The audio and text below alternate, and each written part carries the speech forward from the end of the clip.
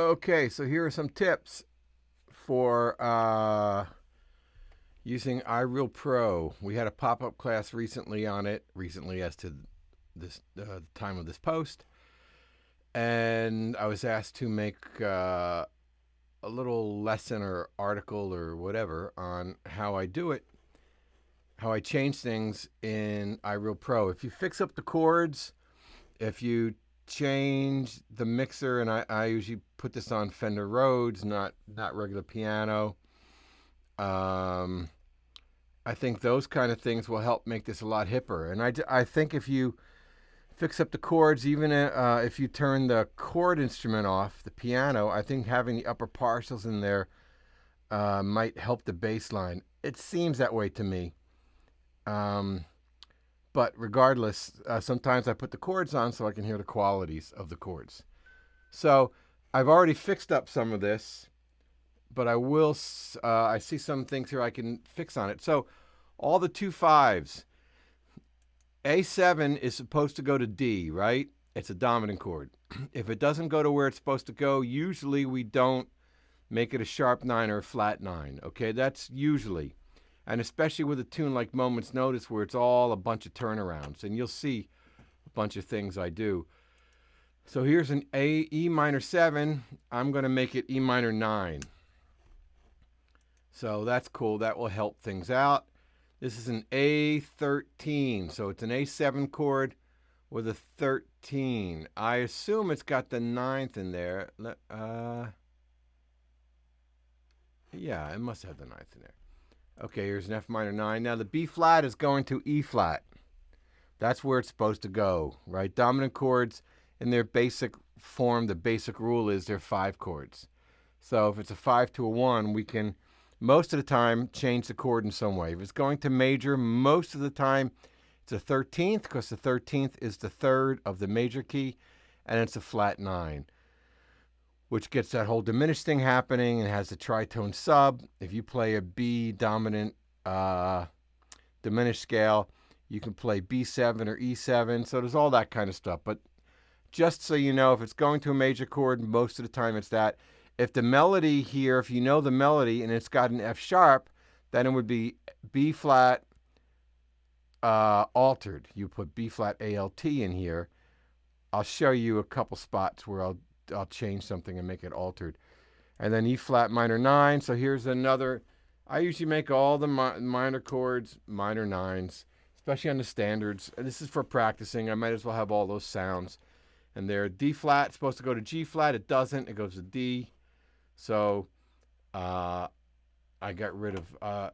So I don't flat 9 or make it alter to do anything. I don't change it. So it becomes a D9. It probably can be a D13. That's fine, I'm sure. And then here's a D minor. I'm going to make it a D minor 9.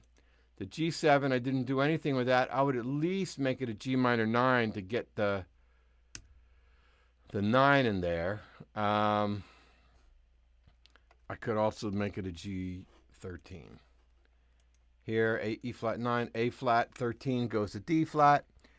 Okay, and I can make that a D flat 9. If I wanted to, I can make it a D flat 9 with a sharp 11. Some spots things can be Lydian. And you can try that out because this is a D flat major 9. I'm sure Ireal doesn't put any force in there. No passing chords like that, at least at this point. D minor 7 to G to C minor 7. So I'm going to make this a 9. So this is sharp 9, sharp 5. I can also do it like this. I can also make it G7 alt. The same thing. D minor, C minor 7. I can make it C minor 9. There's a couple spots where you might not make it a minor 9. And a lot of times this song's in E flat. If there was a G minor chord and it was kind of in place of the E flat, then we wouldn't put the 9th in there because that's going to be, that scale is going to be a Phrygian scale because it's the 3rd degree of here. So if there was a G minor in this bar all by itself, I definitely wouldn't put the 9 in there. If it was this, G minor to C7, then yeah, maybe I would try it out, but most of the time that would work. And I'm C7 flat 9, especially if it's going to F minor, right? Okay, let's get back up here. So E flat minor 9, here's another. Now this A flat goes to G flat, so I would do something like this, 13 flat 9. And this is, yeah, so this is going, well, okay, so let me say this. Since this is going back to the beginning of a section, for me, it really feels like it's going to E flat. And oh no, what do I have here? No, I don't have it. So forget that. 13th, sharp 11. So there's a 13 sharp 11. So here's a G minor, but it's going G, C, F, B flat. So we could get away with a 9 on there. So you see what's happening when it's a 2-5-1. I mess with the upper partials. If it's a 2-5 to another key, I add some of the upper partials, but I don't change them. I don't flat nines or do any of that. If it's a standard and it's a major 7 chord, I make it a major 9 chord. Sometimes with the major chords, I make them sharp 11, so I practice the Lydian sound over a chord, just things like that so you hear it. And once you do all this, there's a really great exercise, and that is to pick 2 notes in these chords and play them. Like say, okay, I'm going to play the 5th and the 7th, or the 7th and the 9th. Usually, it's easy for us to play the 1, 3, and 5. So why not say, okay, I'm going to play the 7th and the 9th, or whatever the top 2 voices are. So here's the 7th and the 9th. Here might be the 11th and the 13th.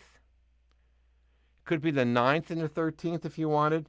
And if it was the 11th and the 13th, then the 11th would be a sharp 4.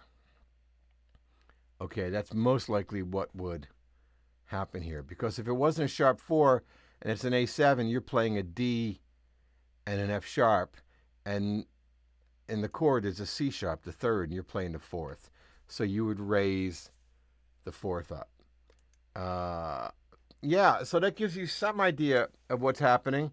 If you're a Vibes Workshop subscriber, you want to do a lead sheet and post it on Vibes Workshop so other people can see it, and then send me the link. Cool. Then I could make some comments on it, and we could all kind of learn that way. Okay. All right. I hope that gives you some clue as to what to do. You notice the pedal. Sometimes you want to pedal through a bunch of chords. That was already there, I'm pretty sure. I don't think I added that. I might have added that. All right. Hope that was helpful.